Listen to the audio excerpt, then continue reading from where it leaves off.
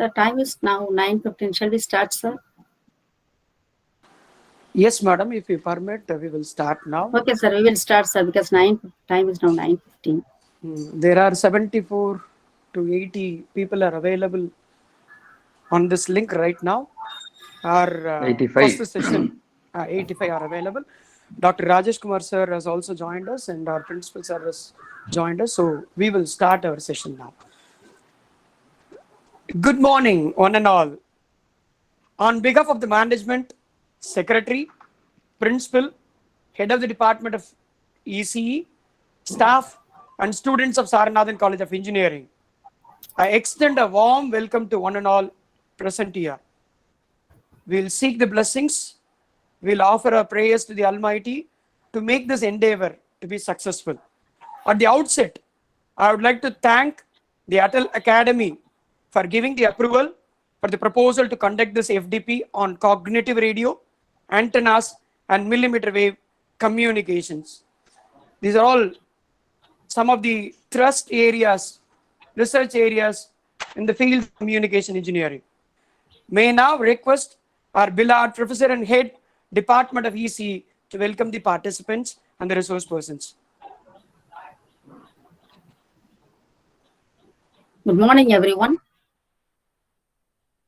Honorable Secretary Shri S. Ravindran sir, our beloved Principal Dr. D. Valavan sir, respected Dean R&D Dr. Y. Venkatramani sir, distinguished speakers of today's forenoon session, Dr. Rajesh Kumar, of Associate Professor NERIST, Arunachal Pradesh, and Dr. Arani Ali Khan, Professor of IIT Jodhpur, heads of various departments, my dear colleagues, participants from various institutions across our country, ladies and gentlemen. A very warm welcome to you all for this 5 days AICTE Atal Academy sponsored online FDP on cognitive radio, antennas, and millimeter wave communication. We are very grateful to AICTE Atal Academy for sponsoring us to conduct this FDP in the Department of Electronics and Communication Engineering of Saranathan College of Engineering, Tiruchirappalli, Tamil Nadu. This is the first Atal FDP program in our college, and this adds another feather on the crown of the Department of ECE and our institution. The objective of this AICTE FDP is in imparting quality education to the teaching fraternity in technical institutions, in fostering research, innovation, and entrepreneurship through training in various emerging areas. I am honored in welcoming our Honorable Secretary Shri S. Ravindran sir, who is motivating and supporting us in organizing many events. Very warm welcome to you, sir. I am very much delighted in welcoming our beloved Principal, Dr. D. Valavan sir, who has readily accepted our invitation to deliver the inaugural address for this function. Hearty welcome you, sir. I am very happy to welcome our respected Dean R&D, Dr. Y. Venkatramani sir, who is guiding force for us in all our departmental activities. Welcome you, sir. It gives me an immense pleasure in welcoming the speaker of first session of AICTE Atal FDP, Dr. Rajesh Kumar, Associate Professor and Head of the Department of ECE of NERIST, Arunachal Pradesh. We are very much grateful to you, sir, for accepting our invitation, besides your busy schedule, and sparing your valuable time with us in knowledge sharing. My hearty welcome to you, sir. I am very much delighted in welcoming Dr. Arani Ali Khan, Professor IIT Jodhpur, who is the resource person of today's second session. Thank you, sir, for accepting our invitation to deliver the lecture besides your busy schedule. My sincere welcome to you, sir. My hearty welcome goes to heads of various departments and my dear colleagues for attending this function and making this function a great occasion. I am very enthusiastic in welcoming all the participants from various states and union territories without whom the function would not have been a real one. We have received very good response for this program. 200 participants have registered across 21 states and union territories. 1 or 2 participants from other states and 98 participants from Tamil Nadu. At this juncture, I would like to express my gratitude to the resource persons from IITs, NITs, central universities, scientists, industrialists, and physicists for accepting our invitation in delivering the lectures in various domains, such as cognitive radio, antennas, and millimeter wave communication. It's my pleasure to extend a cheerful welcome to you all. Your presence makes us very happy. I'm sure that the participants would gain knowledge in the recent research domains such as cognitive radio, antenna design, and millimeter wave communication at the end of this 5 days faculty development program. Look for the opportunities in every situation to learn and grow in wisdom. Thank you. Thank you, madam. Thank you so much. May now request our respected principal, Dr. D. Vallavan, to inaugurate this FDP and offer his inaugural address. A very good morning, one and all present in the online ATAL FTP organized by Department of Electronics and Communication Engineering of our institution. First of all, I thank AICTE for sanctioning 3 FTPs for our institution in this academic year. Already 2 programs, one by mechanical, another by EEE, that's organized. This is the 3rd program. In normal days, if you organize with the physical presence, only the teachers and researchers from in and around the organization will participate. But in online mode, people from various parts of the country is participating in this FDP. Before inaugurating this FDP, I would like to appreciate the Department of Electronics and Communication Engineering, and very particularly the HOD Dr. Shanti, convener Dr. Mohan, the coordinators Mr. Kaushik and Sairam for their effort start from identifying the right resource person for the particular topic from well-renowned institutions and for other arrangements. Now I formally inaugurate the ATAL FTP and wish all the participants for a happy learning. Thank you very much. Thank you, one and all present here. Thank you, Mohan. Thank you so much, sir, for your words of inspiration. We will surely. Thank you so much, sir, for your words of inspiration. We will surely strive hard to make this FDP one of the memorable events of our institution. May now request our beloved Professor Dr. C. Venila to introduce the speaker of the first session, Dr. Rajesh Kumar, sir. Thank you, sir. Respected Principal, sir, HOD ma'am, Dean R&D, heads of various departments, and chief guest of our today's session, and participants from all over the country. Very good morning to one and all present here. I take great privilege in introducing our session chief guest, Dr. Rajesh Kumar, who is serving as HOD and assistant professor in the Department of ECE, Northeastern Regional Institute of Science and Technology, Arunachal Pradesh. Dr. Rajesh Kumar received his BE degree in Electronics and Communication Engineering from Bangalore University in the year 2001. He received his MSc in Engineering in Control System from NIT Patna in the year 2007. He was awarded PhD in the area of Sensor and Networks from Jamia Millia Islamia University, New Delhi in the year 2012. Currently, he is working as HOD ECE in NERIST. Other than that, he holds various administrative posts like Chairman Telephone and also acting as coordinator for Institute Industry Cell in NERIST. Previously, he was working as HOD from 2015 to 16 in ABES Engineering College, Ghaziabad. He has membership in various professional bodies like IETE and IEA. His specialization includes communication systems, sensor and circuits. He has published more than 60 papers in various reputed journals and conferences. He received a fund of 40 lakhs from Ministry of Electronics and Information Technology, New Delhi.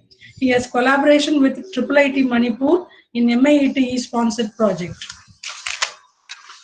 He is a member of Board of Studies at EC Department for Rajiv Gandhi University, Arunachal Pradesh. He organized an international conference, ICCM 2020, at NERIST in collaboration with International Association of Academicians, California, USA. He is currently guiding 5 research scholars, and 2 of his research scholars were awarded degrees. He received an Excellence in Teaching Award in the year 2008, 9 and 10 from AKG Engineering College, Ghaziabad. And it is a pleasure to have you here as our second guest, sir. Thank you for accepting our invitation to deliver address in spite of your busy schedule, sir. We are really honored to have you as a chief guest. Thanks to one and all. Thank you, sir. Thank you, madam. That is indeed a great help for rendering a session with us. The session is handed over to Dr. Rajesh, sir. He can start his presentation. Thank you for giving such a nice introduction about me. First of all, respected Sri Ravindran sir, Secretary SCE, Professor Y. Venkatramani sir, Dean R&D, Dr. C. Vanilla ma'am, Dr. Valavan sir, Principal SCE, Dr. Professor M. Santi ma'am, Head EC Department of SCE, Dr. V. Mohan sir, Associate Professor and Convener of this program, faculty coordinators, delegates, speakers, and participants. A very good morning to one and all, present there online, offline, and thank you for giving me the opportunity to present myself on the topic of Introduction to Cognitive Radio in this very prestigious FDP, AICT Atal FDP. So let me, please allow me to share my PPT so that I can proceed for further technical aspects and about the cognitive radio. So here I'm sharing my slides.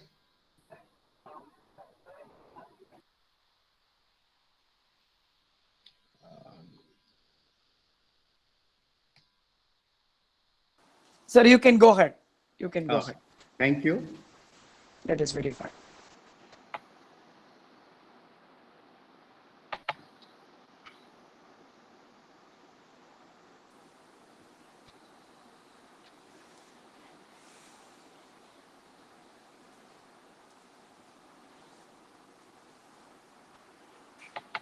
I think I'm unable to share. Please allow me if it is there from your side, sir. Yes, sir. Yes, sir. We have already given. My slides are visible now, sir? 1 minute, sir. 1 minute. Let me verify.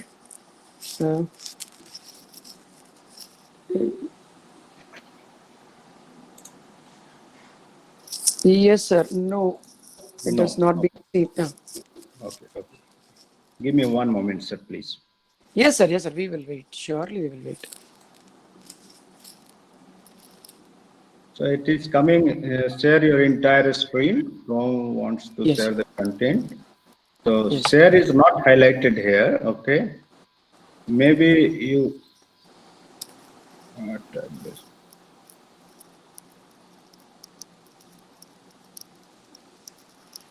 no, it is not highlighting now. You make me presenter, sir, from your Yes, sir. side.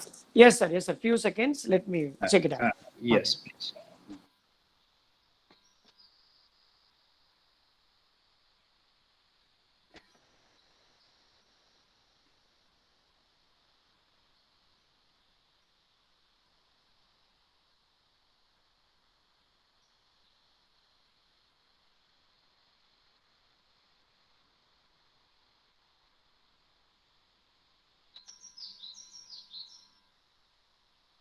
From our end, share the screen control is given.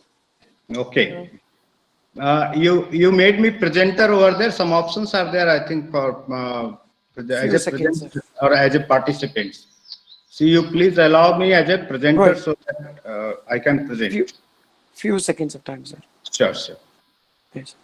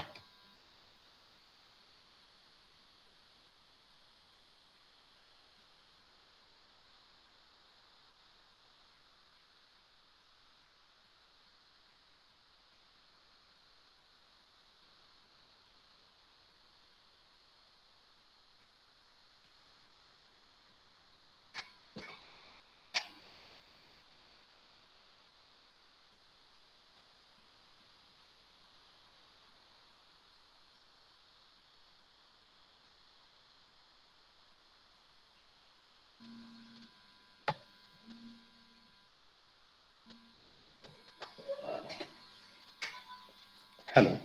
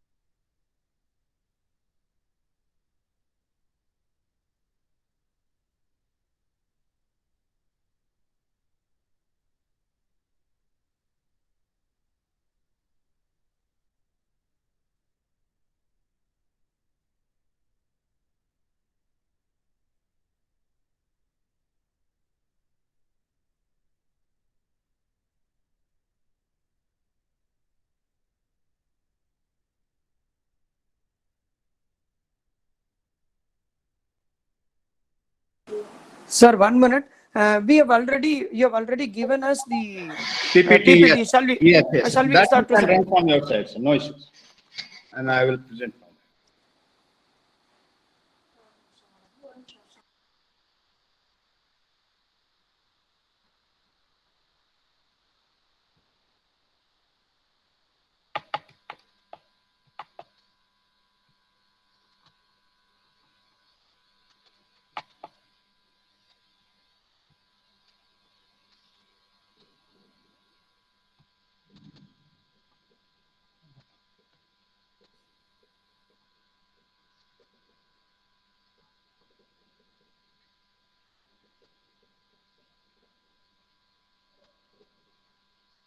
Okay. Okay. Just a moment.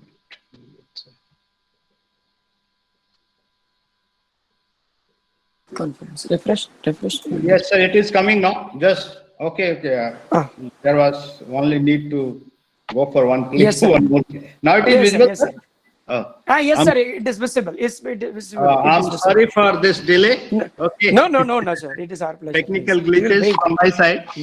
No issues, sir. No issues. Please, kindly go ahead. Kindly go ahead. So, a very good morning to all once again. So, I will be starting here. My topic today is very interesting and very warm in this era of 5G and all. So, the connective radio is one of the most demanding concept in wireless communication under era of 5G, or you call it beyond 5G. But this cognitive radio is not new. The concept of this cognitive radio came 20 years back, might be in 1999. So when I will go for the history part, I will talk more on that. So as we all know that the most current wireless communication system are based on the concept of fixed or static frequency allocation. So that's the reality of the today's wireless sensor network. Okay, so which results in very low spectrum utilization. Sometimes in some cases it may be up to 50% utilization only. So that means we can say the 85% of our resource, frequency resource, is unutilized. But obvious, there is a certain region of licensing, certain region of confidentiality, certain region of that security. But anyhow, we are losing our actual resources. When it was not required, then it was okay. Okay, just go ahead with the utilization of the minimum utilization of 15% or say 20%. But as soon as the technology enhanced, we demanded more. Every time the people are very demanding, So everyone wants more. Wants more means, and as an individual, if you call every person having a mobile, laptop, maybe desktop, maybe tab with them. So previously there was only single phone that is not having that IP system and internet facility and all. So, but nowadays, what we need a different, a single person requires 4 or 5 systems. So the point is, number of user is increasing day by day. Also, the number of devices which is being used has been increased rapidly. So there is another aspect. Nowadays, we need everything on our fingertips, like IoT, we call it. We use wireless sensor network. Everything you want your AC to be on from your office, your home geyser should be switched on 2 minutes before you reach. So you just press a button on your mobile and it through the wireless sensor network and all, it gets switched on. So that means the demand is more number of users is present nowadays, but the frequency is same, resource is same. So the researcher moved ahead and started finding the ways and means to get out of this problem, override this problem. So what the researcher moved towards finding the new ways for optimization of available frequency bands, maybe in terms of cognitive radio. Actually, this cognitive radio is based on the dynamic channel allocation, and that I will discuss later on one by one. So whenever the space is free, you occupy it. If it is busy, go search for the another one. So like that, this concept of cognitive radio is very much useful in the current era or current demand. So the 5G, which is some researches has already done on in this under this 5G technologies, and few more things is going on. So the cognitive radio is one of the approach, one of the techniques which is very useful nowadays. So as I said, this cognitive radio is not new. It was started 20 years back. So just let me go through this, what all content I will be covering in this. So I will cover here the history, very small part, talking about 99 and 2011, introduction about the CRs, which is the main topic for today. So I will go briefly about the types, technology, about the concept of aware, adaptive, and CRs, about the radio compatibilities and properties, spectrum awareness, non-interference method, dynamic spectrum access sequence, and the application side also, that CR evaluation. I will just go for one example and about this CR evaluation, and then conclusion and references. So let's move ahead. I was talking of this history. Say my slide, you might find that there is no bullets type and only points. Why? There was a reason for writing these slides in details or giving the points in details, because due to this network issues, sometimes voice is not clear, or you will not able to get what I am talking of or what we are discussing here in this FDP. So that's why I gave the complete sentence here just for your reference. So as you see this, in 1999, the cognitive radio was first proposed by Mottola. It is also called as Mottola model. So Joseph Mottola III was proposed this cognitive radio in 1999.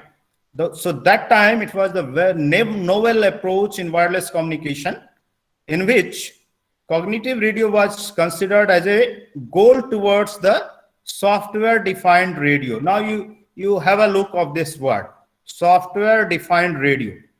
as we know the radio, we know the hardware radio. Okay, so software defined radio means what? That it is basically the specific hardware. The specific hardware can be replaced by more generic hardware that can be configured via software. So generic hardware means you can control it through the software, or that hardware itself can take decision to their own. So that way we are talking of the software defined radio platform. So this CR is not the first one in this software defined radio. There was many more things before that. So later on I will discuss about this software defined radio, how this is evolved. So the concept started from there itself. Obvious, everything when we require something, we start from the base. So obvious, there was a base for this cognitive radio, that was software defined radio platform. So a fully configurable wireless transceiver which automatically adapts its communication parameter to network and user demands. Okay, that is the Motorola cognitive radio, Motorola model you call it. So independent studies performed in some countries confirmed that observation and concluded that spectrum utilization. This concluded that the spectrum utilization depends on time and place. So moreover, the fixed spectrum allocation prevents rarely used frequencies from being used, even when any licensed user would not cause noticeable interference to the assigned server, which I was talking of, that the actual utilization up to now, that may be very less, maybe I just given one number, 15%. So that is all licensed one, or you call it the primary users. So how the secondary user can utilize those unutilized band without any interference to it. Okay, so that all the people, researchers were working since 1999, and few more things has come up in under this. So in 2011 there was one more radio cognitive wireless regional network area standards came into the existence. The cognitive radio wireless regional area network standard IEEE 802.22 was developed by the IEEE 802 Landman Standard Committee, and which was published in 2011, which uses the geolocation and spectrum sensing for spectral awareness. So this spectrum sensing and spectral awareness is nowadays being used under this 5G. So this was started in 2011 under the standard of this cognitive radio wireless regional area network IEEE 802.22. So this is the small history of it. Maybe many more in between there was many more things, but I just noticed these two important history of cognitive radio.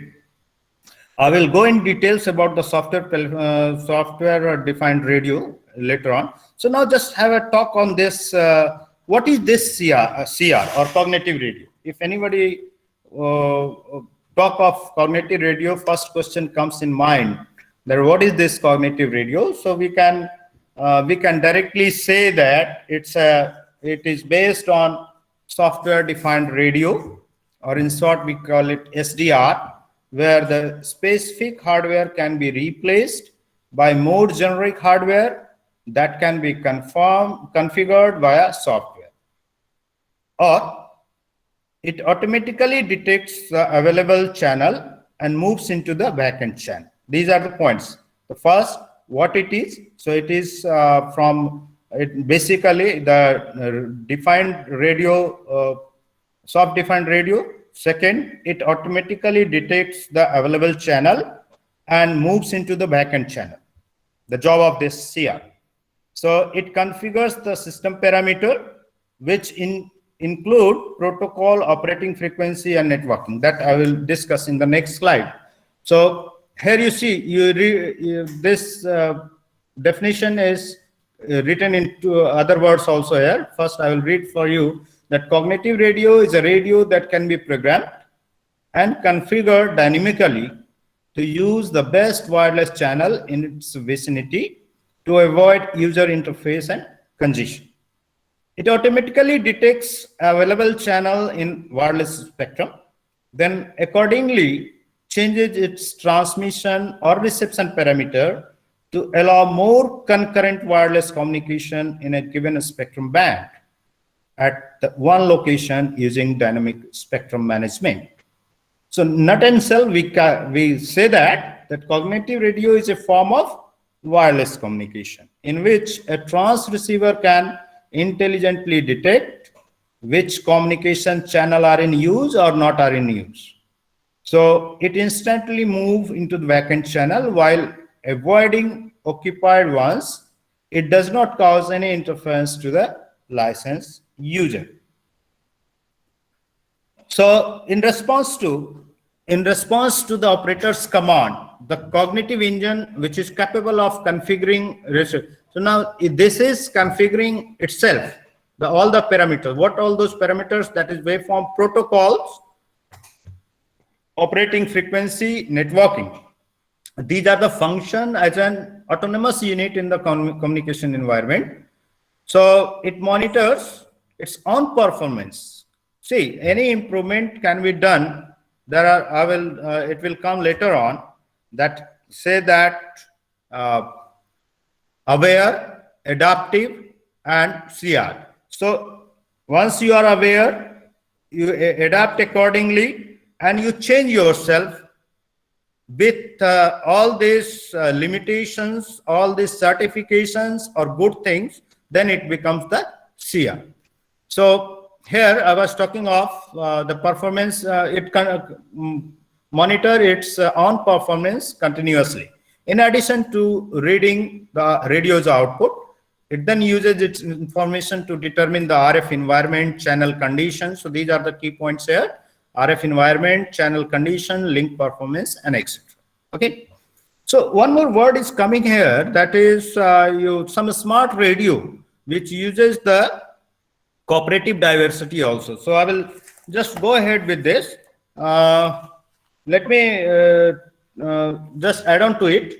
So it functions as an autonomous unit which determines RF environment, channel condition, link performance, etc.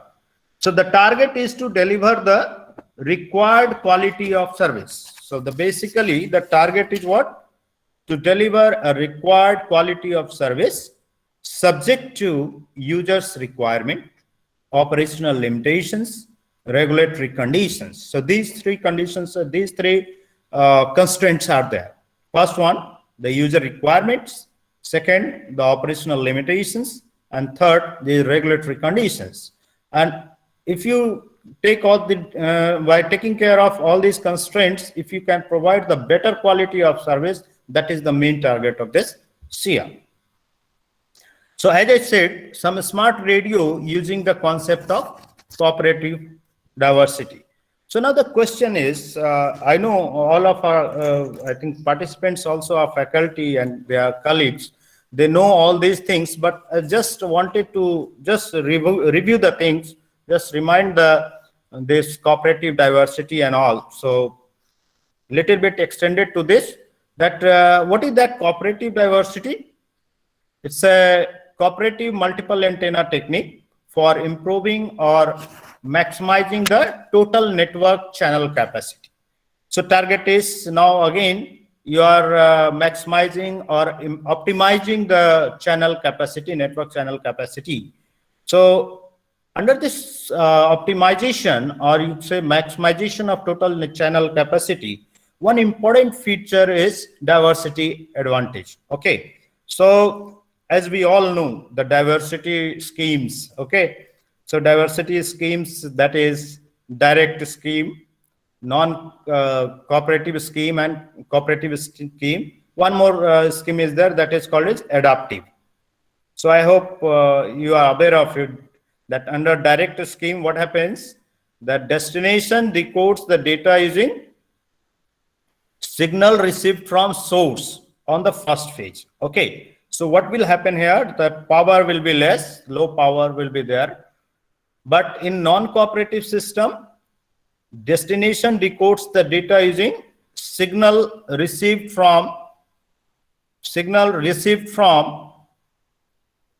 relay on the second phase, which results in signal power boosting gain. So here you will get the power boosting, but there is no increase in diversity order. Okay, but in the case of cooperative system, the destination node combines two signal, that is from the source as well as from the relay nodes. So which results in good boosted gain as well as gives you the diversity advantage. So I hope you must be getting my point, the advantage of this cooperative scheme. So not only the gain you are talking of, power only you are talking of the diversity advantage also. So as we all know, diversity means what? Diversity is used for that combating the fading, and you call it the what we call the co-channel interference. Okay, so to overcome this fading due to multi-channel path propagation or interference, everything which is removed by a technique which is called as diversity method for improving the reliability of masses using two or more channel with different characteristics is called diversity. So once you improve this diversity, if you have the diversity advantage, obvious the quality of service will improve. So what I mean to say, so this is the combination actually, some smart radio. When a radio is called to be smart, if you have all the features, all the quality, if your quality of service is better than others, it reads, understand, and do the thing their own, changes the parameter and finding the best way out. So that is called the smart radio. Okay. So now just this about the cognitive radio overview, just one slide. This is for you, that summing up this part, that cognitive radio are able to identify spectrum, radio frequency that is not being used, and to quickly tune to those frequencies to transmit or receive signal. Have the ability to instantly find other spectrum if interference is detected on the frequency being used. Can adapt their own power output, modulation, channel plan, network protocol, etc. Dynamically to maximize throughput and minimize the interference. So the cognitive radio dynamically optimizes spectrum utilization through opportunistic use of all other available resources. So here the point is the spectrum utilization. I will discuss this part. Spectrum utilization, how it can be done from a license to taking the spectrum from licensed user to taking from the licensed user and given to the unlicensed one. So there are primary users, secondary users. There are 2-3 schemes by which we can have it. So this is all about the overview of this cognitive radio. Now coming to, I hope I am audible. Someone can respond, because this looks like one-way communication. Yes, you are audible. Okay, thank you very much for your response. Thank you very much for your response. So moving ahead, that types of CR. Now see, if you classify anything or we classify anything, obvious, we need to know the basis of classification. So here, if you classify on the basis of that transmission and reception parameter, there are two types. One is called as Mottola model, that is full cognitive radio, and second is called spectrum sensing cognitive radio. So under this Mottola model, you have to observe, that radio has to observe every possible parameter by the wireless node, which is all parameters are considered. But in the spectrum sensing cognitive radio, in which the only spectrum frequency, the radio frequency spectrum is considered. So on the basis of this parameter, there are two types. So I'll just name all these different types, then I will come back to this spectrum sensing cognitive radio for understanding. So another one, the basis of that maybe depends on the part of a spectrum available. On that basis, cognitive radios are categorized as license-based cognitive radio, unlicensed band cognitive radio, spectrum mobility, spectrum sharing, spectrum-based sensing-based spectrum sharing, database-enabled spectrum sharing. Okay, so this you may think of this part, that a spectrum sensing cognitive radio having these types, different categories you can call it. So under this licensed cognitive radio, what happens? What are the main point of this type of CR? That this is the capable of using bands assigned to licensed user. This is only capable using bands assigned to the licensed user. So except the unlicensed. So yes. So here we have the ISM band. Maybe I think it is 2.4 gigahertz. That industry, scientific and medical purposes, we have this ISM band. So this is unlicensed one. So the IEEE 802.22 working group is developing a standard for wireless regional area network, which I was talking of, WRAN, which will operate on unused television channels, also known as TV white space. So again, this word white space is coming up. So what is this white space? White space, or you call it that spectrum hole. So see, if you are sensing the spectrum and it is used to diagnose the availability of resource, frequency resource, and if you find a space, if CR performs complete, if you find a space in frequency band, that is known as white space, or we call it as a spectrum hole under this licensed band. Okay, so unlicensed band cognitive radio, which can only utilize the unlicensed part. So based on the licensing you talk of, there are two categories here. So then based on the techniques, not techniques, we call it according to mobility, sharing, you categorize the things. So spectrum mobility, it's a process by which a cognitive radio user changes its frequency of operation.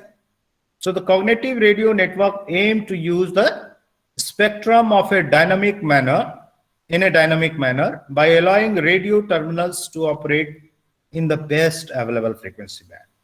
So maintaining seamless communication requirements during transition to better spectrum. So this mobility is an important aspect here. So on the basis of mobility also you can categorize that CM. So the sharing. So on the basis of sharing, the spectrum sharing cognitive radio network allows cognitive radio user to share the spectrum bands of the licensed band user.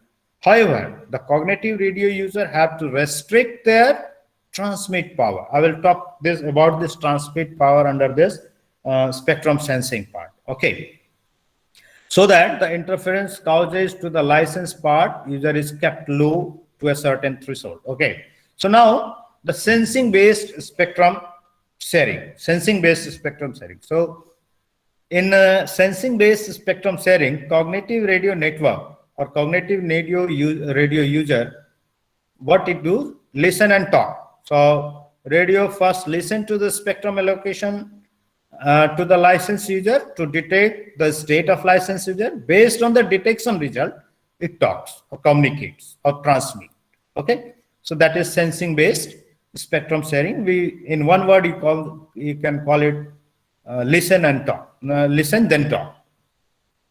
So database enabled spectrum sharing. Under this, in this modality, the spectrum sharing cognitive radio users are required to access a white space database prior to be allowed. or denied access to the shared spectrum. So the white space database contains algo, mathematical model, local regulations to predict the spectrum utilization in a geographical area and to infer on the risk of interference posed to incumbent services by the cognitive area. So on this basis, database basis, you can also categorize this. So now, I was talking of this CR classification. I will again go back to the previous slide. So here, so if you talk of licensed one,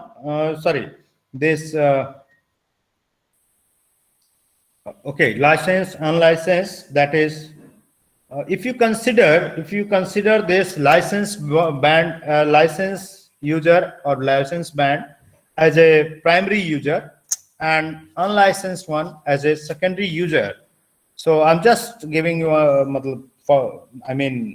PU and SU for abbreviation for primary user and secondary user. So what happens? So primary user can access the spectrum whenever they want, while secondary user can restricted by the primary user. So obvious, those who are having license, having all the liberty to go ahead. But if you want to use their facilities, obvious, you are restricted by that primary user or licensed one. So that means the secondary user must respect primary user's quality of service. It's obvious. If you are utilizing something of others, which is having the copyright, which is having the the ownership, you have to be very polite. You have to take care of their quality of service, and so that their name should not be defamed.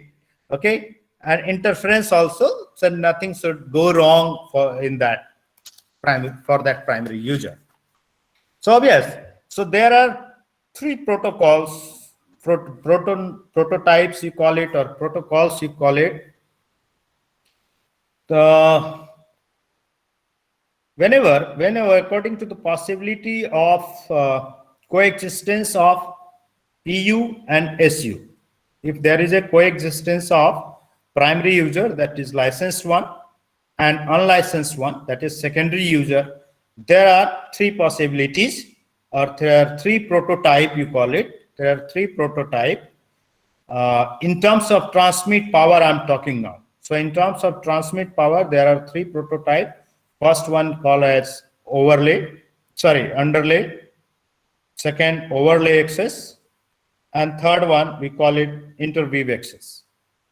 So as its name itself indicates the thing. And I will go just one by one. It is not there in the slide, just moved a little bit ahead into it. But I thought that this is important to explain, so that's why I'm explaining it.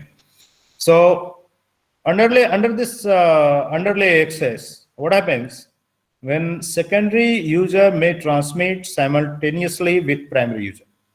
Secondary user may transmit simultaneously with primary user over the same channel. However, the transmitting power or transmitted power of secondary unit should not exceed a certain threshold. Why? Because to keep the interference on PU, primary user, below the tolerable value.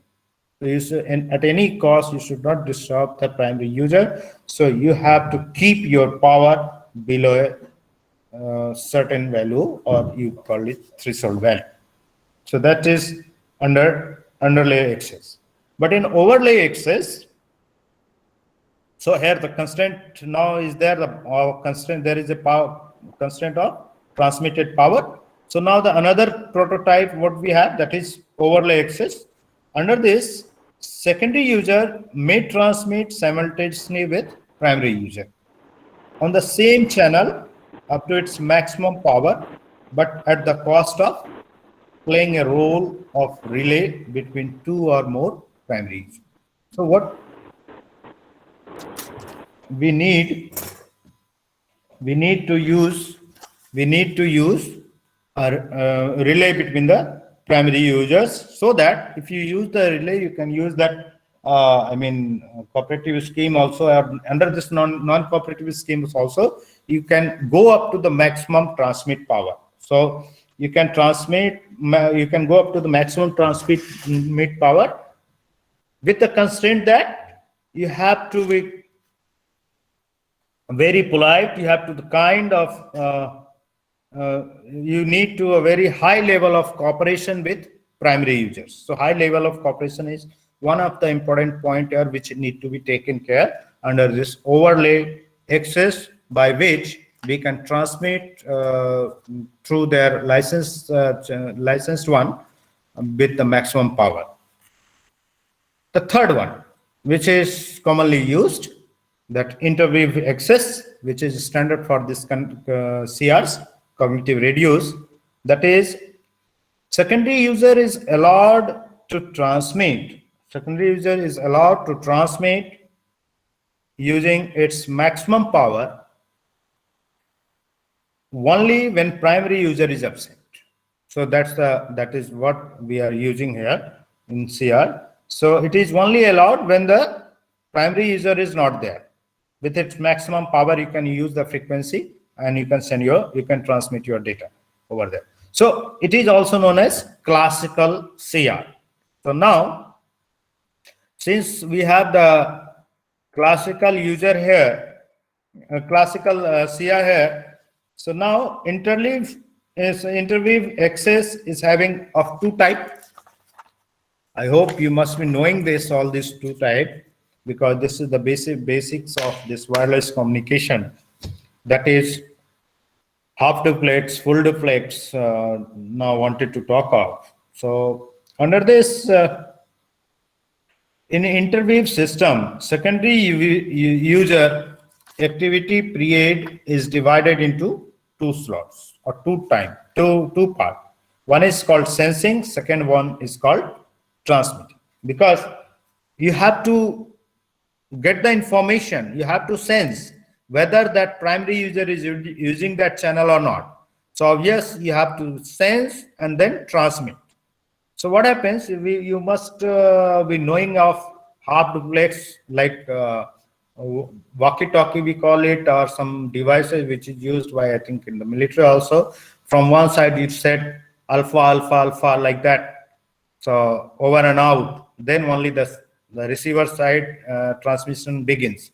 So like that, here in half duplex we call off. So in half duplex CR, listen before talk protocol is there. So listen before talk is in the concept of half duplex CR. So what we do, we during sensing slot, the first slot will be of sensing slot and the others will be of transmission. So during this sensing slot, only can be sensed. It can be sensed only. So sense and channel to detect the presence or absence of primary user. So you cannot transmit any data if primary user is present. So let's say if you are sending, that will not, interference will be there. So that is not the possibility of sending the secondary user data through that primary user. So what we do, we sense it. We sense it, and we sensed if there is no primary user, obviously you transmit yours. If the primary user is there, you need to wait. You need to wait for few seconds, few minutes, or for some time. So periodically, what happens? Periodically, you have to check.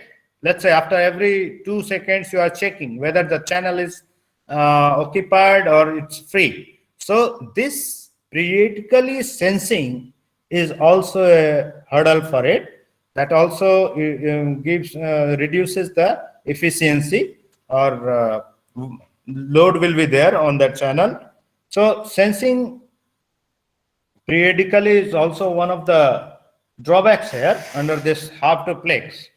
So the effects and transmission rate, which will affect on transmission rate. So also it leads to collision. When you talk of periodic sensing, there is a chances of collision of packets or collision of data, you call it. So under full duplex CR, full duplex means two-way communication you talk of. So two peers can use the same frequency to transmit and receive simultaneously using the concept of self-interference cancellation, SIC, we write in short SIC, that is self-interference cancellation according to signal of interest. So whichever signal you want, you keep it and others should be cancelled out. So it is also called as in-band full duplex. So we should know the name of this. So full duplex CR is also known as in-band full duplex. So that is all the story of this primary user, secondary user, about the licensed one, about the unlicensed one. So there are many more things. So I will be moving ahead towards the technology, towards a few more things are there to discuss. So now you can see on slides, you have the technology for the CR. So the technology for CR, see, whenever we talk of higher version of technology or for 5G, from 2G, 3G, 4G, we had there that time TDMA, FDMA, CDMA, then OFDMA. So one type, which is OFDMA, is used here. And basically you have the software defined radio. So the focused on spectrum sensing, it is focuses on spectrum sensing, which I was talking of. The chief problem with this spectrum sensing cognitive radio is designing high quality spectrum sensing. So sensing is one of the issues here. Sensing only is not the thing. You have to sense with the quality, within the time, everything. It should be like perfection should be there, like that. So algorithm for exchanging spectrum sensing data between the nodes. Not only sensing, you need to exchange the data also, exchange the information also. So that is one of the issues here, but people are working on it. So now it has been shown that the simple energy detector cannot guarantee the accurate detection of signal presence, calling for more sophisticated spectrum sensing techniques and requiring information about the spectrum sensing to be regularly exchanged between nodes. So the increasing the number of cooperative sensing nodes decreases the probability of false reading. So here you can note this point that increasing the number of cooperative sensing nodes decreases the probability of false reading. It's obvious.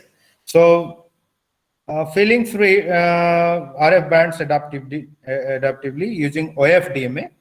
OFDMA, if we call it, you are reducing the risk of, I think, ISI, intersignal interference and all, because when you talk of OFDMA, we know if you use the multipath or if you have the obstacle, you get a copy of that signal also, line of sight. In the line of sight, you get the actual signal, but you are using, since not using, in nature it is available, that tree is there, that mountain is there, the buildings are there, so that all may create the reflection, scattering over there, and so the scattered signal again it reaches to the destination and with some delay, so that will create an issue of ISI. That is also taken care by this OFDMA and all.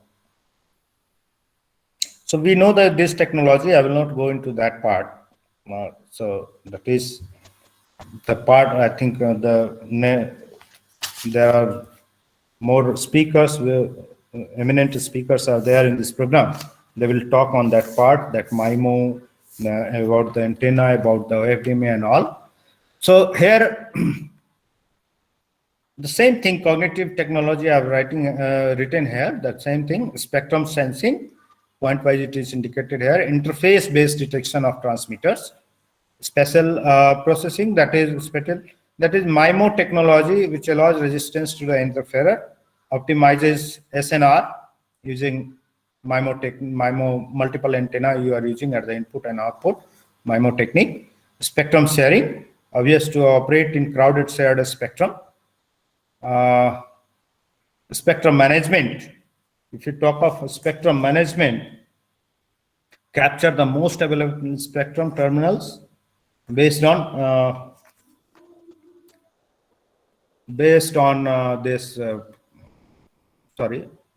capture the most available spectrum terminals and base station that can change operating frequency dynamically. Mobility. So we talked on this. So now one word just I wanted to emphasize here. So the increasing the number of cooperative sensing nodes decreases the probability of false detection, which we just discussed before this slide. So using OFDMA, or you can use the spectrum pooling system. Under this spectrum pooling system, that the spectrum management is coming into the picture. So spectrum management strategy in which the multiple radio spectrum user can coexist within a single allocation. So it's the what is this spectrum management? It is the process of regulating the use of radio frequencies to promote efficient use and gain a net social benefit radio spectrum and full frequency range, that you call it full frequency range, that is 3 kilohertz to 300 gigahertz, all complete range. Okay. Now you have I have shown here that spectrum subleasing sequence. I don't know whether it is clearly visible or not. It is very small fonts here. So one motivation for CR is the potential incoming streams derived from subleasing idle spectrum on a non-interference base. Sorry.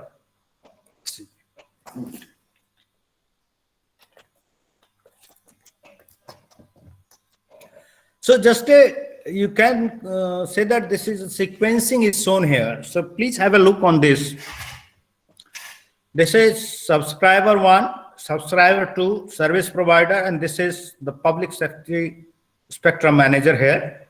So what happening over there while spectrum sublease sequence, we talk of spectrum subleasing sequence. Subleasing means you are providing the spectrum for a specific duration, or let's say for a set of for a specific duration, or one communication set, you call it. So here, when subscriber 1 calls, this first arrow you can see. First, subscriber 1 calls to subscriber 2. So it goes to the service provider here, then service provider giving this information to the subscriber 2. Now the subscriber 2 is giving the information to the service provider that subscriber 1, again information is coming back to the subscriber 1. Now the subscriber 1 talks with subscriber 2 on usual channel. They are communicating between these two. But the service provider running out of channel. Service provider is running out of channel. So what it do? Service provider requests sublease. Now it is asking for some spectrum, some channel over there. So it's requesting from public safety spectrum manager. So the manager grants sublease. Now once the sublease is released, a grant is given, the information is given to service provider, and then this service provider commands the channel change. So now the channel has been changed, and again subscriber talks with this sublease line. The communication is happening over there. So there is a periodic handshake. There is a periodic handshake confirming the sublease. So obvious, there should be periodic confirmation, because once this sublease is over or is done, or is supposed to give in to the another one, obvious there will be stopping this communication on this channel and moving to the asking for another channel or location. So here This way, these things are working over there. So the service provider commands channel change on sublease terminal, the termination, and termination acknowledged. So billing reports. So this is the actual things happening over there when you take on sublease the channel or sequence. Okay. So this is what I was talking of, that SDR technology continuum. So this we have not reached this CR on one day. Took a long time. It was started with software capable radio, then software programmable radio. See this word has the difference. One device which is software capable, one device which is programmable. So third one, software defined device itself, then aware radio, adaptive radio, and cognitive radio. So this is the increasing technology or software maturity we have. So to reach cognitive radio, the basic is this software capable radio, then moved ahead to the software programmable radio, then another stage that is software defined radio, and then we have aware radio, adaptive radio, and finally we have cognitive radio. Now, these are the few examples of software radios. Software radios, the most sophisticated software control and applications are reaching to this cognitive level. So, as you can see, this side technology is given on y-axis and SDR, software-defined radio intensity, the same thing which I was just discussing before this, the software capable, software programmable, defined, cognitive. Cognitive means you have all this aware, adaptive, and cognitive air in these things. So there are a few names I will just discuss in the next slide. I will not go in details of these types, just taken here for your reference because the names was there in this diagram. So I thought this table should be there in this PPT. So this is the first one that under the software capable only. So under the software capable, that is single channel ground and airborne radio system. You see this. This is using the frequency modulation area family of very high frequency modulation radio that provides a primary means of command and controls. So here, the single channel ground and airborne radio system family of the radio has the capability to transmit and receive voice and tactical data and record traffic on any of 2320 channels, 25 kilohertz between 30 to 88 megahertz. So with an internet controller is software capable. So here the point is you have the internet, you have the, hello, need to say anything? Someone wanted to talk something? Mr. Praveen Likkar, please kindly mute yourself. Professor Praveen, kindly mute your mic. Okay, no problem. I was thinking some query is there, so just stop. Okay, so these are the different applications you can see here. Sorry, I'm sorry. I'll take this later. One. Okay, I'm sorry. So now the another one is position location reporting system. So position location reporting, we have GPS nowadays. So that time there was position location. Yes. Okay. So the command and control that provides real-time, accurate, three-dimensional positioning, location, and reporting information of tactical commanders. Okay, so this uses all this UHF, radio transceiver network, automatically positioning to 15-meter accuracy. There are many more. I will not discuss much in details about this. I'll just show you for your reference. This is NWSC 3. So a demand assigned multiple access, that is called as DAMA, that is satellite communication satcom terminal. It meets tight size and weight integration requirements. So the single waveform radio has a computer Ethernet interface and is software capable. So here also, this is some advanced version with this AN ARC 164. So line of sight UHF AM radio used for air to air, air to ground, and ground to air communications. Here AN ARC 220, which is standard high frequency 2 to 29.99 megahertz radio for US Army aviations. This is VRC 99, which is using this 1.2 to 2 gigahertz broadband direct sequence spread spectrum radio, has National Security Agency certified high assurance capability and provided user with 31 RF channels. So it supports TDMA, FDMA, little bit more advanced version. You are entering into this range of gigahertz here.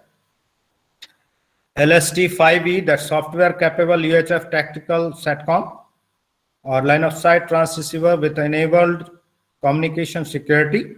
The LST-5E provides the user with a single unit for high grade half duplex service voice and data over both wideband. Different mode types, that PRC 6725, a handheld or wearable tactical radio. It can be programmed from frequency field devices, laptop or PC. So the system based station, or it can be cloned from another radio. So this is MBITR, that multi-band inter-team radio, provides voice communication between infantry soldiers. This all related to military purpose and all, or satellite purpose. Okay. So CSEL, that is provided UHF communication and location for purposes of joint research and rescue center operations. Here this is multifunction information distribution system, a direct sequence spread spectrum, frequency hopping, anti-jam radio with support that links 16 protocols for communication between aircrafts. So operates in the band around 1 gigahertz. ARC-210, that provides fully digital secured communication in the range of this 30 to 400 megahertz. RACL 25, this is a project public safety radio operating in 136 to 174 megahertz band. Here this is again that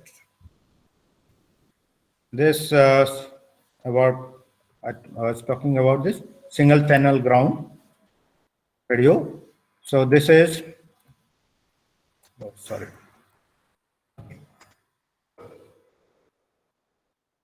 single channel ground radios that enhance operational capacity, some advanced version. So there are many more. Okay. So now moving ahead, giving you the selected examples of SDR also, that is DMR, digital modular radio, a full software defined radio capable of interoperability with the tactical systems such as joint tactical radio system and small unit operational, that situational awareness system. So these are the different examples of this. Now coming to the main point, again, these what I have shown, that is SDR, that all the evolution towards the CR, all the examples, this is not the new system. There are many more systems existing nowadays based on this software defined radio. And you can see all those things were used for the military purposes, for the security purposes, for I think for the public safety, for the public information in the satellite, in the aeroplanes, on the ground. Okay. So after that, after those evolutions, what we have three more types here. That is called aware, adaptive, and CRs. So As we all know, at a lighter note, I'm just taking one example. In our society also, in our faculty also, or among our students also, there are few categories. Please don't take it otherwise. Just an example.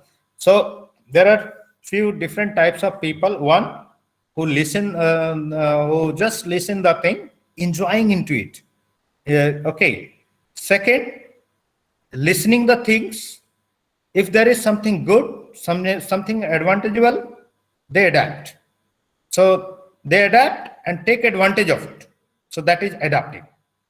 And third one, if you are hearing something, you are getting the information, gathering the information, and if you feel that is something is very advantageous to you, you take it, but you take care of your society, you take care of the regulatory body, you take care of the your seniors, your family, whether it is good for you or not. Well, let's say if it gives you monetary benefit but defaming you will not go for it. So that's all the CR.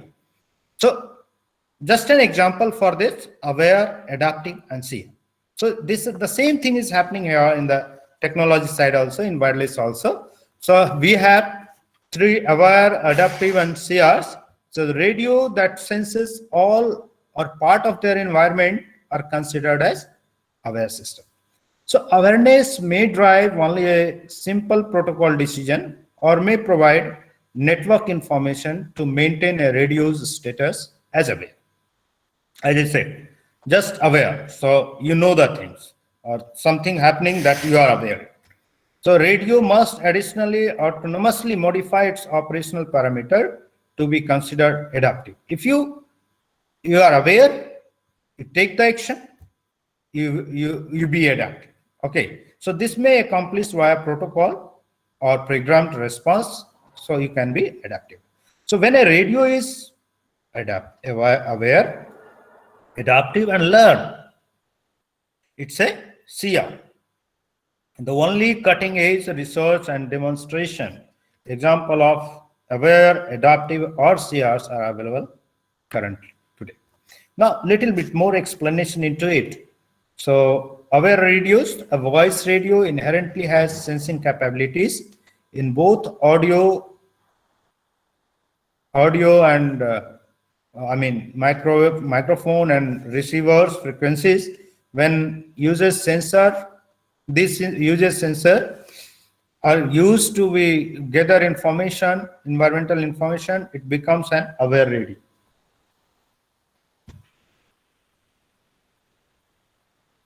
Just a moment, I will take a pause for a minute. Sorry, I'll take a pause for a minute. Yeah. Okay, sir. Just, yeah.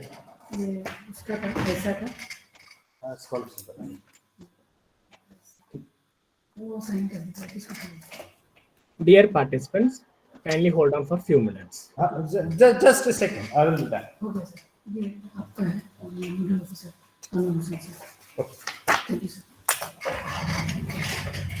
Oh, sorry for disturbance.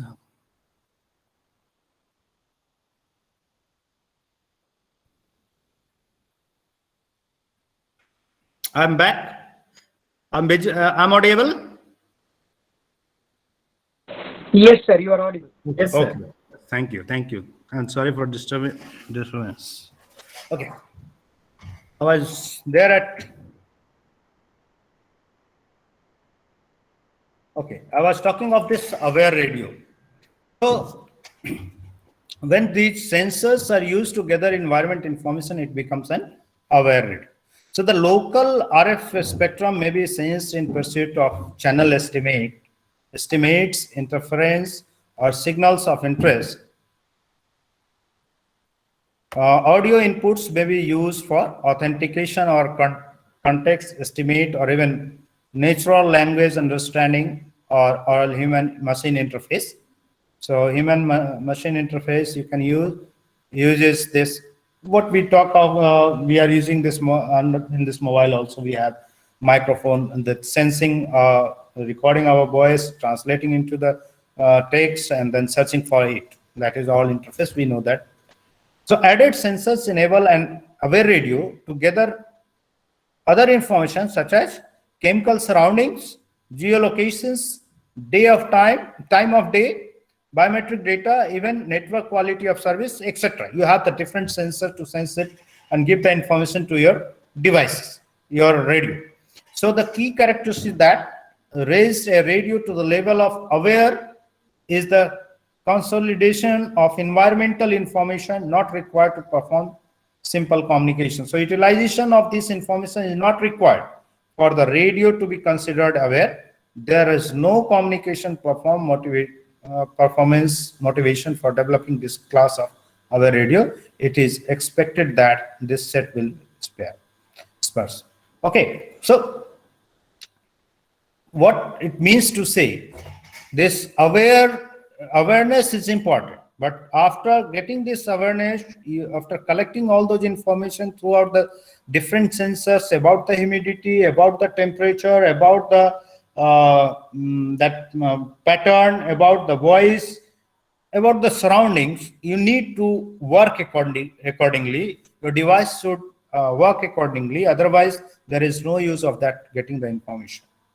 If you have a program like if you have a radio and it takes your biometric, if it takes your fingerprints, and while opening your mobile phone, you use your fingerprints. If it is not matching, the device is not opening.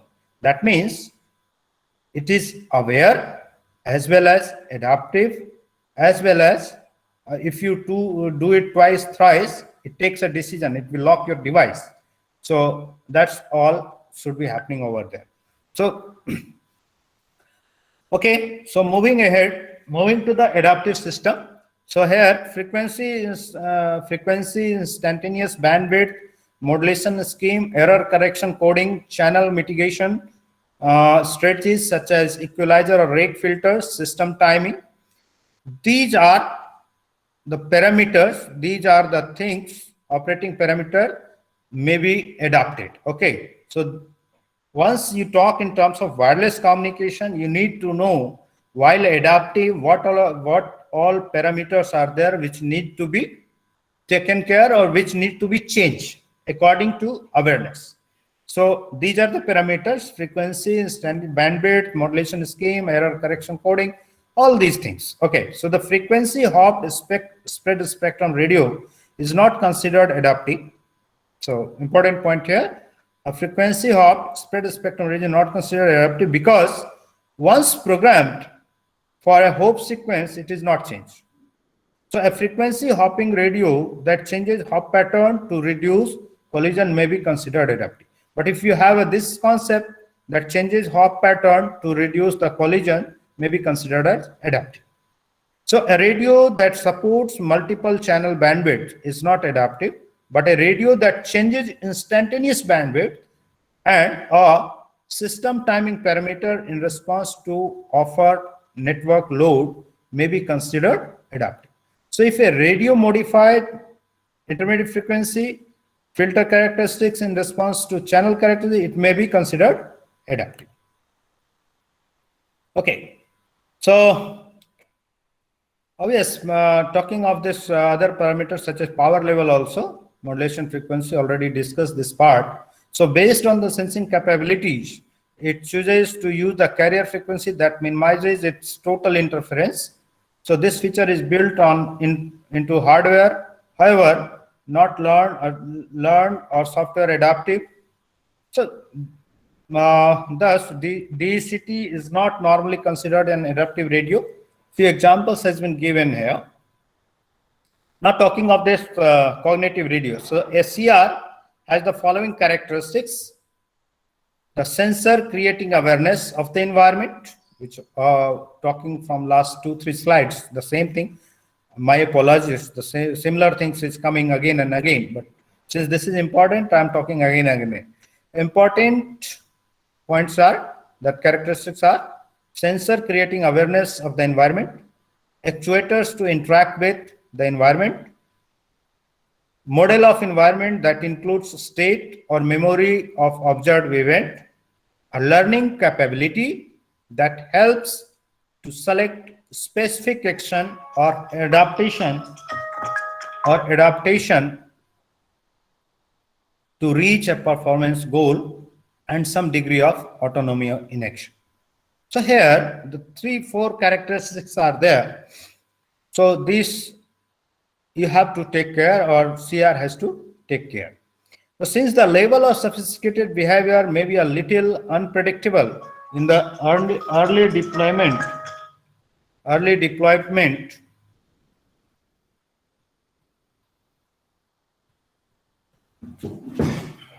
where I was, okay, and the consequences of misbehavior are high, regulators will want to constrain a CR.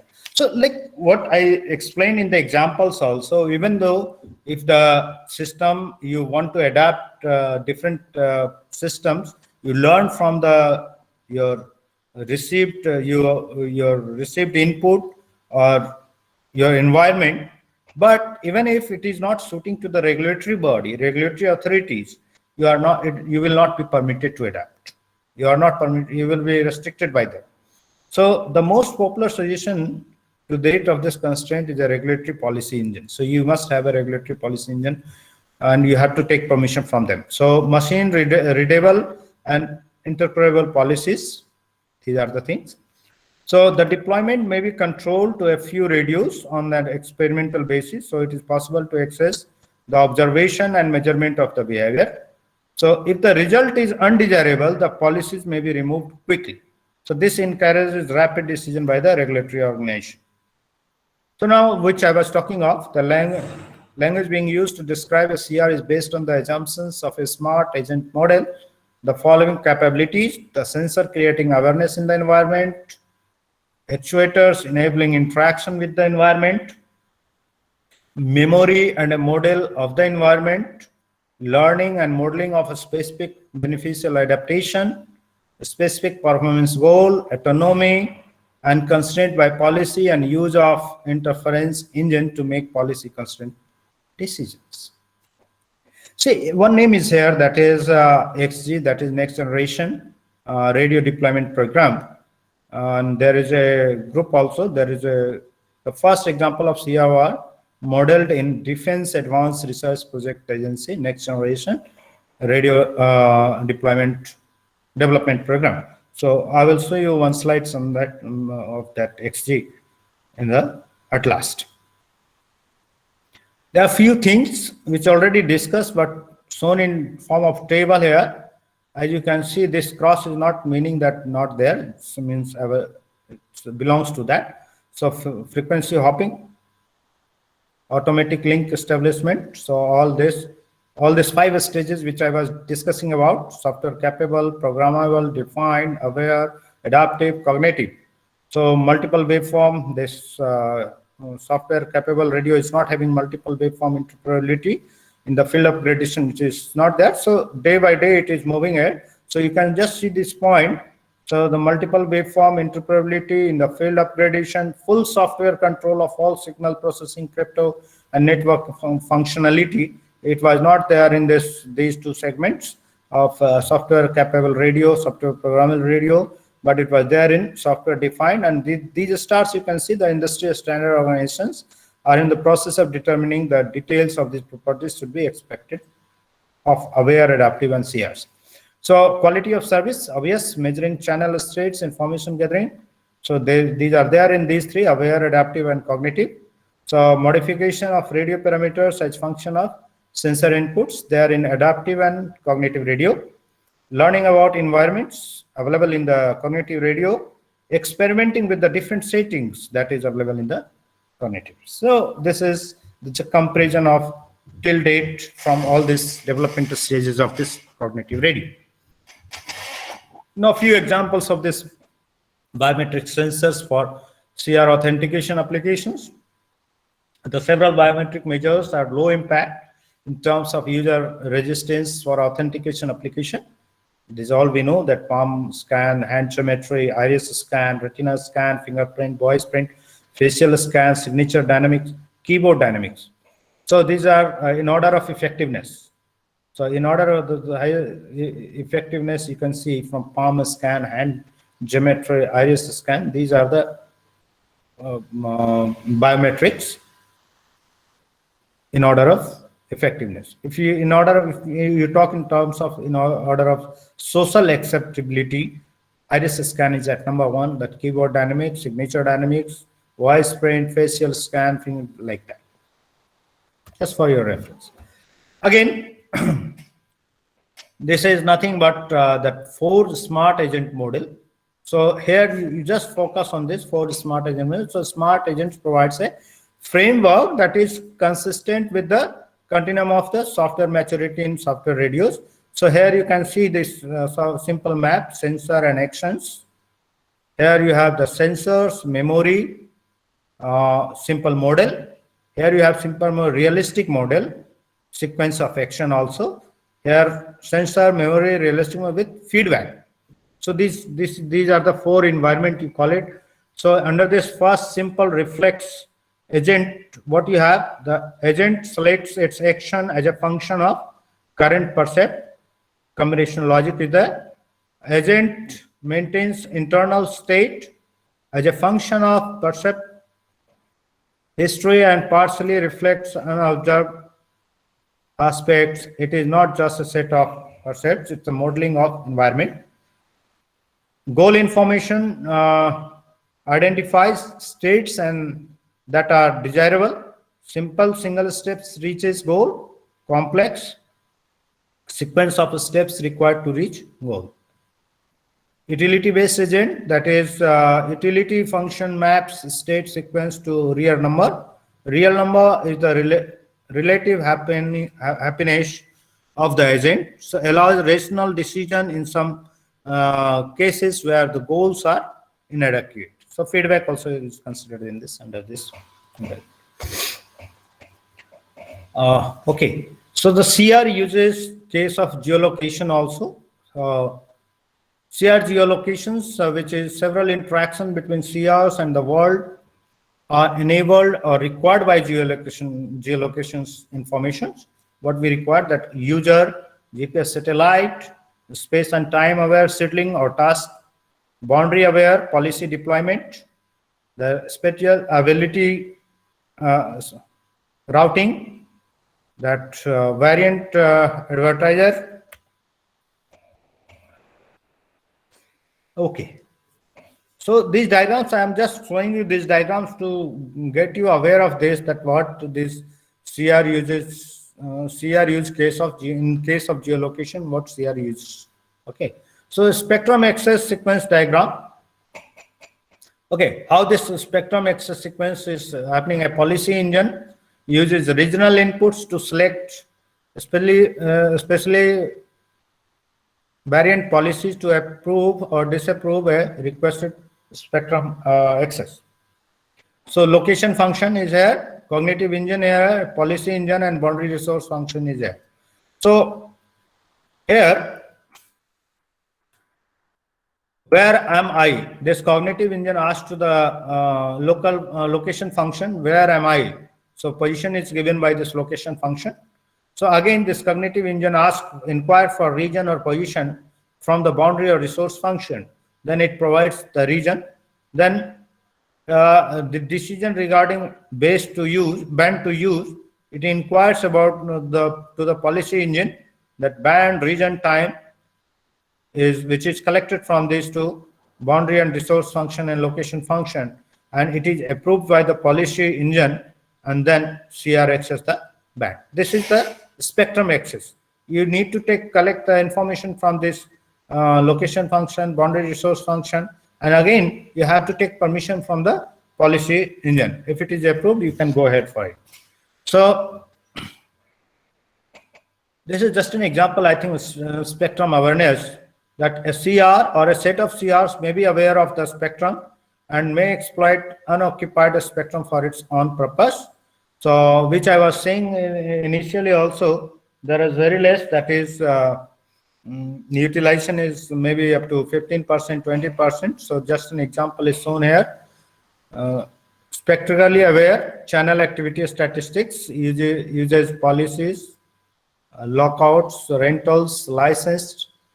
So here the frequency in megahertz is given here. I think this is not clear, but the summary is clear here. The day of time in seconds is given here.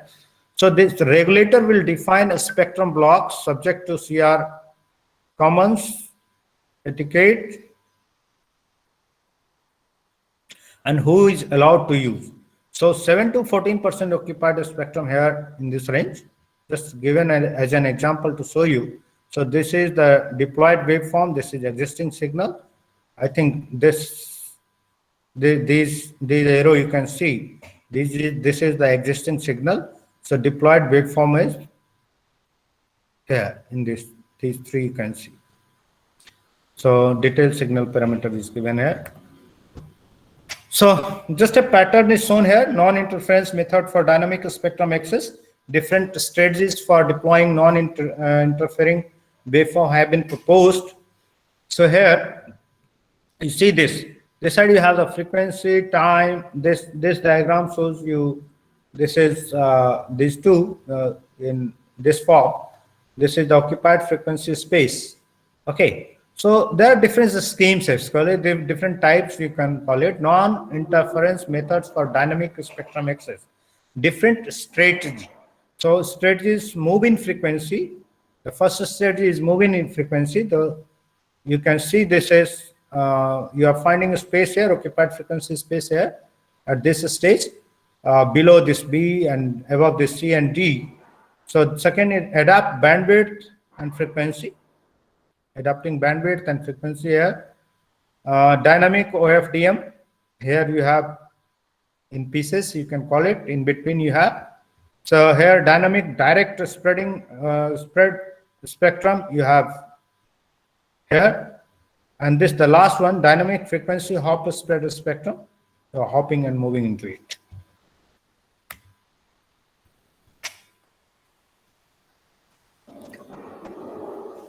The spectrum access context diagram. Okay, so here you have the CR spectrum access user, CR sensor report, randomizer, randomize as protocol, opportunistic spectrum users policies are there. So especially the diverse sensing protocol is required to mitigate such problems as hidden node or deeply fading RF channels for CR access to spectrum on a non-interference basis. Now, I will quickly close the session in 5 minutes. So just moving on. Dynamic radio adaptation, that already we discussed this part, cognitive radio. We have VoIP with low bitrate modulation, nearly 5 gigahertz with low power here. For video, we have high bitrate modulation, with high power, 5 gigahertz, file transfer. High bit rate modulation with 900 megahertz, medium power. VoIP, we need medium bit rate and modulation over there. So this is just if the interferer is there, how it will work, that is. So I think this is important. This I need to. Okay, the similar thing which I was explaining, but here in terms of remote CR, local CR, other CR, and legacy users.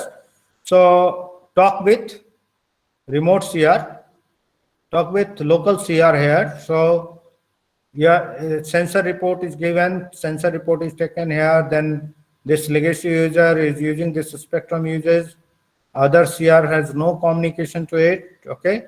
So decisions regarding band to use, Rendezvous protocol is using here between these two. Remote CRs and local CRs, communication is going like that. So there are many new things are there to work on under this CRs.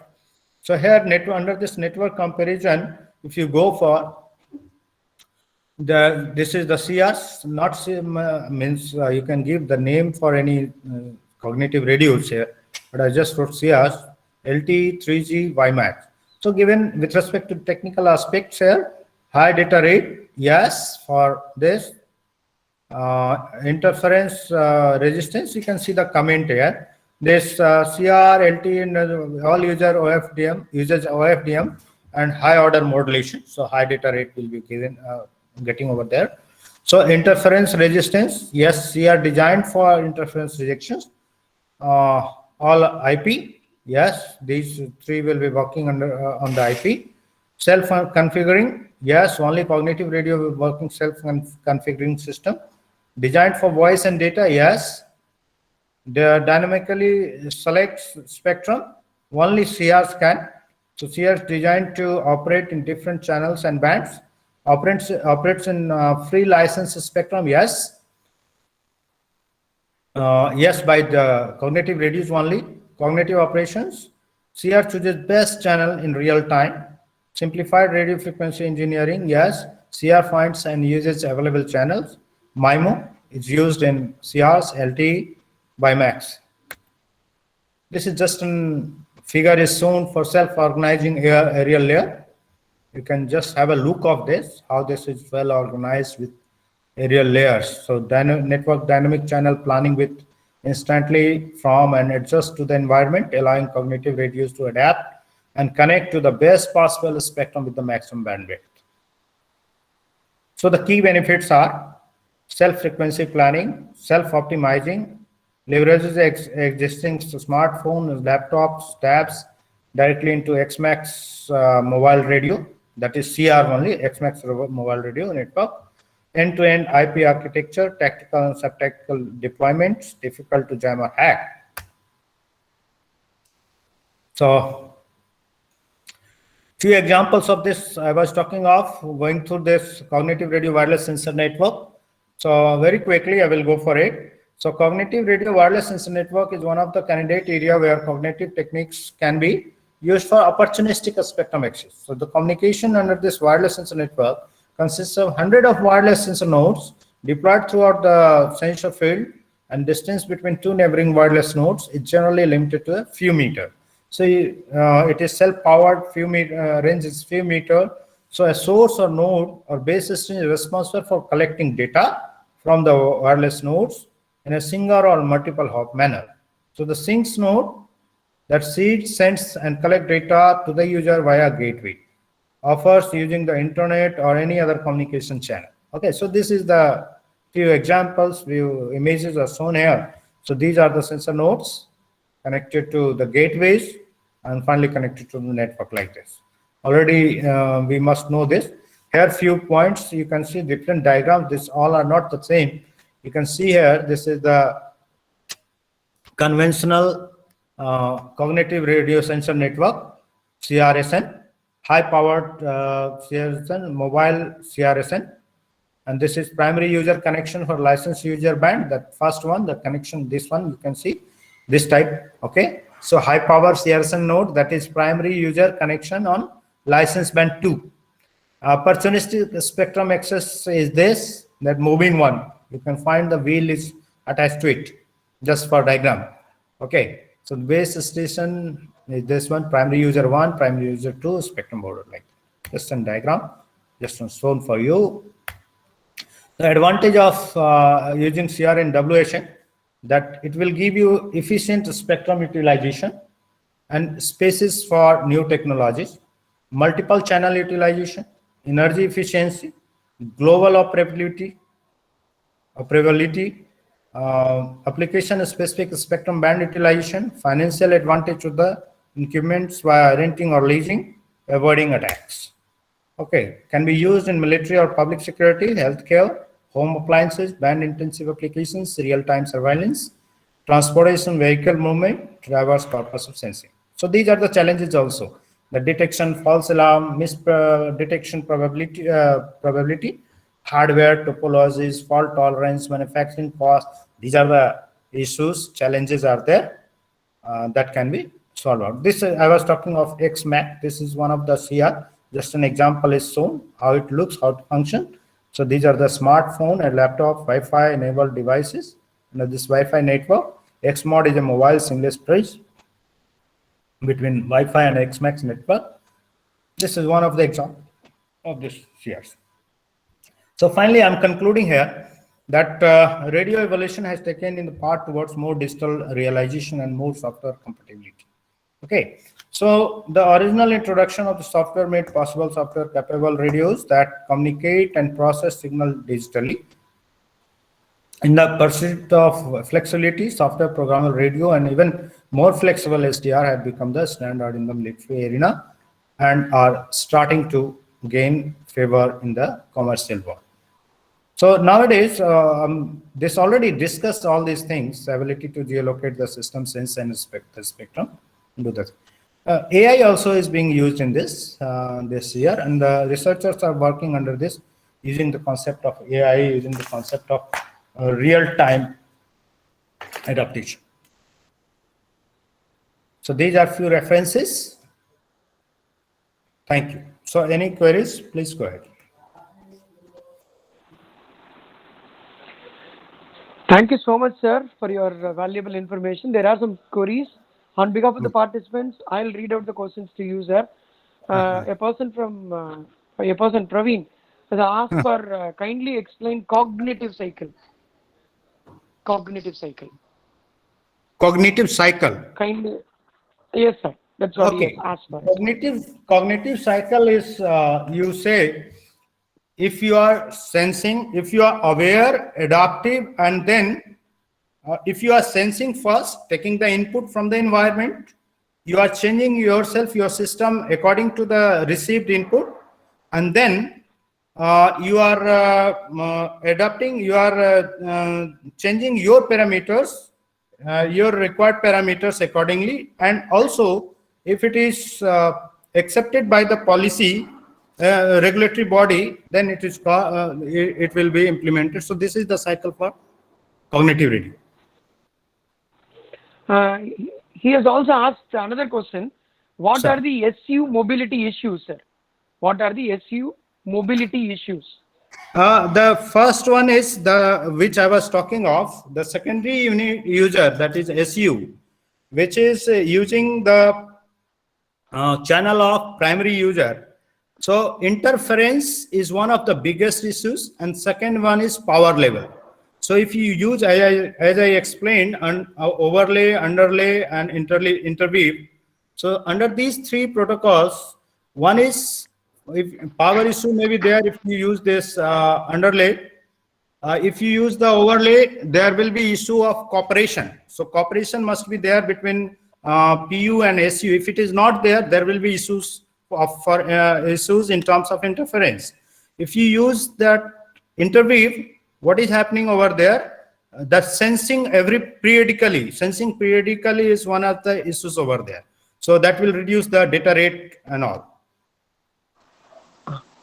Dr. Rahul has asked for, is there any algorithm for policy engine?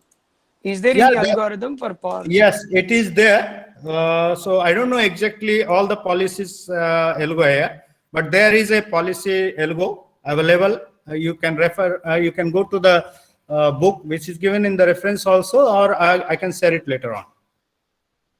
Okay.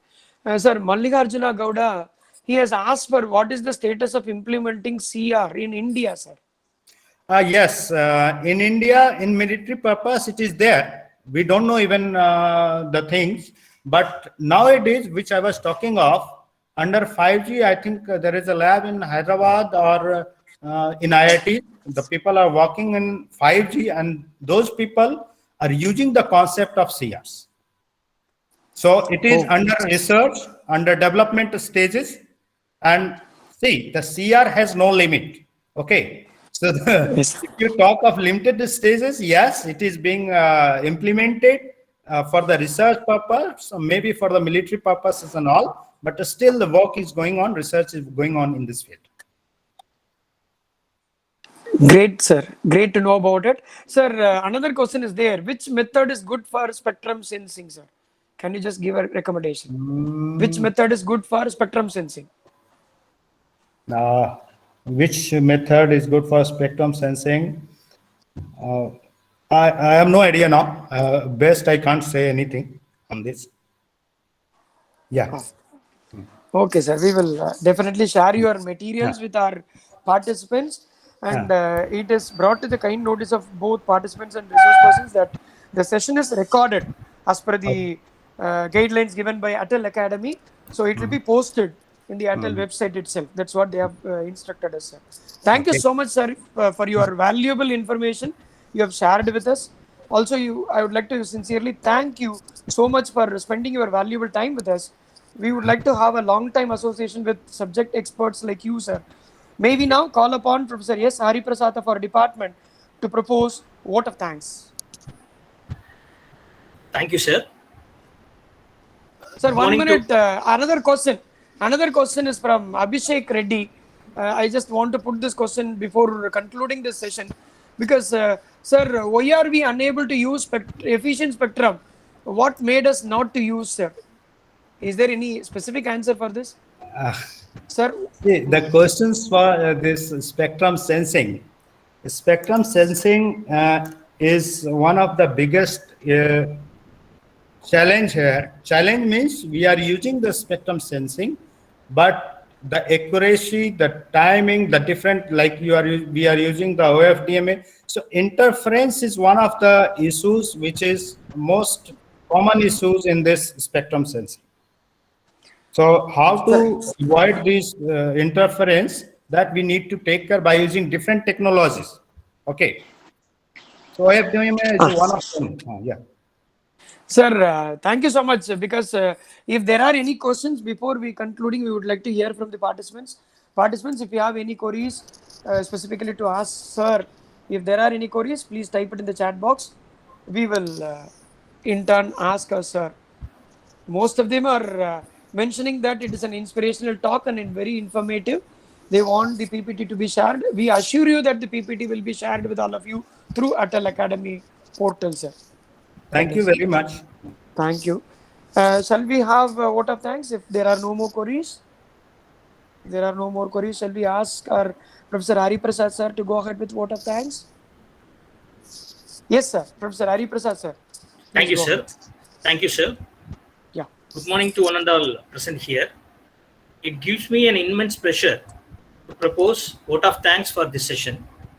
At the outset, I would like to thank our management and our esteemed secretary, Sri S. Ravindran sir, for his constant motivation and support to conduct this FDP program. I thank our beloved principal, Dr. Valavan sir, for giving full support to conduct this program and for delivering the inaugural letters. I take this opportunity to thank our beloved Dean R&D, Dr. Y. Venkatramani sir, for his support and encouragement in conducting this FDP. Also, I thank our HOD and co-chair of this Atal FDP program, Dr. M. Shanti ma'am, for her kind support and encouragement in conducting the program. I thank the resource person of this session, Dr. Rajesh Kumar, Associate Professor and Head, Department of ECE, Northeastern Regional Institute of Science and Technology, NERIST, Arunachal Pradesh, for accepting our invitation to be part of this program in spite of his busy schedule and to deliver the lecture on Introduction to Cognitive Radio. It was very highly informative and inspiring, sir. Thank you, sir. Thank you very much. Thanks. I thank the coordinators of this program, Mr. V. Gaushik and Mr. S.D. Sairam, for their wonderful efforts in arranging this session. Also, I thank extend my thanks to all the participants of the session for their participation, without which the session could not be a success. Stay safe. Also, I wish the team ECE towards the successful completion of this FDP. All the best to all of you. Once again, I thank you all. Thank you so much, sir. Sir, with which we shall conclude this session. We will share the link of your PPT and recorded sessions with the participants through Atal Academy. We will contact you over phone to you, sir. Thank you so much for the help. Thank you. Special thanks to you for thank you so much, sir. communicating. Yes, sir. And if there is any question. Yes, sir. We will come back. Yes, sir. Thank you so much. Thank you so much. Shall I give one or two instructions to our participants? Dear participants, kindly take a short break.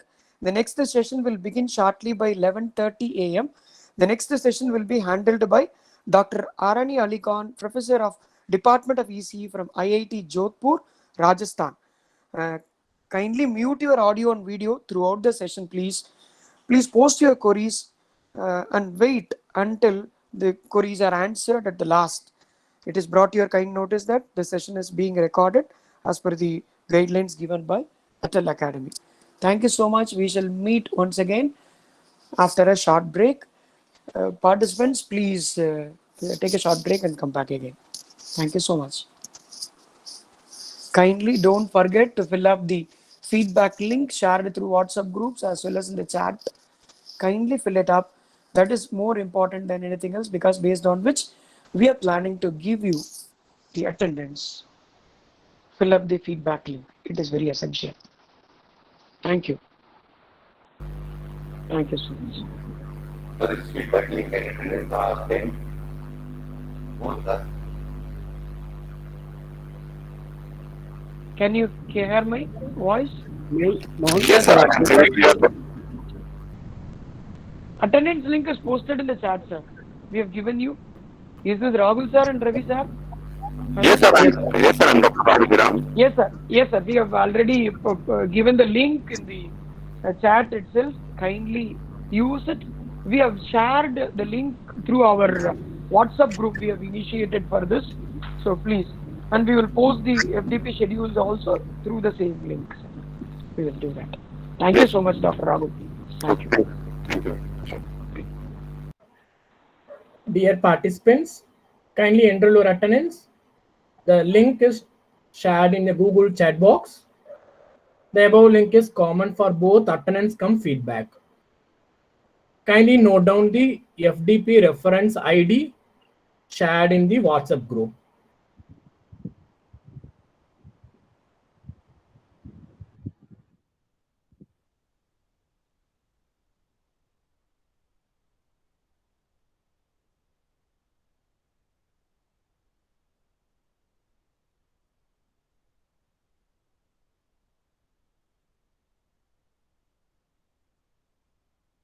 Professor Mohan, sir.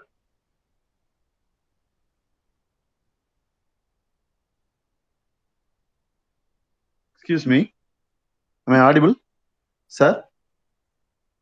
Sir, yes, sir, you are audible. Audible. Yeah, Audible. yeah, ma'am. I filled the form twice because while filling the first time, I've given a detail wrong, so I filled the form twice.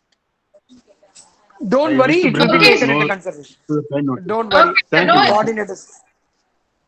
Thank you, sir. Thank you, sir. Thank you.